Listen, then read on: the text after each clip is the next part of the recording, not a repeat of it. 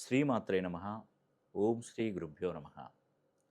27వ తారీఖు 3వ నెల 2026 సంవత్సరంలో, అంటే ఈ నెలలోనే 27వ తారీఖున కలికల్మష నాశన మహామంత్ర హోమం అనేది కూడా నేను నిర్వహించబోతున్నాను. మనకు కొత్త సంవత్సరం మొదలు కాబోతుంది 19వ తారీఖు ఈ నెల.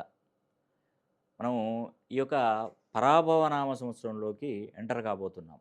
ఈ పరాభవ నామ సంవత్సరానికి అధిపతి మనకు గురుడు రాజుగా వ్యవహరిస్తున్నాడు. అలాంటి రాజుగా వ్యవహరిస్తున్నటువంటి గురుడు ఈ 2026 సంవత్సరంలో రాజ్యం నిలబడుతున్నాడు. కాబట్టి మనకు రెండు గ్రహాలు, శనిగ్రహము గురుగ్రహం బాగుంటే మనం బాగున్నట్టే.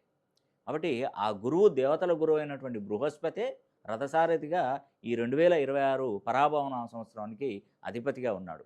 కాబట్టి ఖచ్చితమైనటువంటి ఫలితాలు మీకు తప్పకుండా అందాలంటే ఫస్ట్ మీరు చేయాల్సింది ఏంటంటే ఈ హోమం కలికల్మష మహామంత్ర యోగం హోమం అనేది కూడా జరిపించుకోవాలి తప్పకుండా. దీనికి నేను గుజరాత్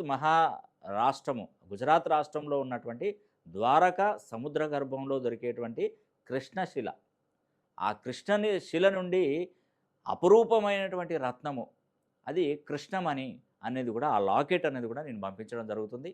మీరు లాకెట్ అయినా వేసుకోండి, దాన్నే ఉంగరం చేయించుకొనైనా ఈ సంవత్సరం అంతయు కూడా, మరి ఈ సంవత్సరం మొత్తం కూడా మనకు జనవరి 1వ తారీఖున మనం ఈ యొక్క రోహిణీ నక్షత్రయుక్తంగా మనం ఈ సంవత్సరంలోకి ఎంటర్ అయ్యాం.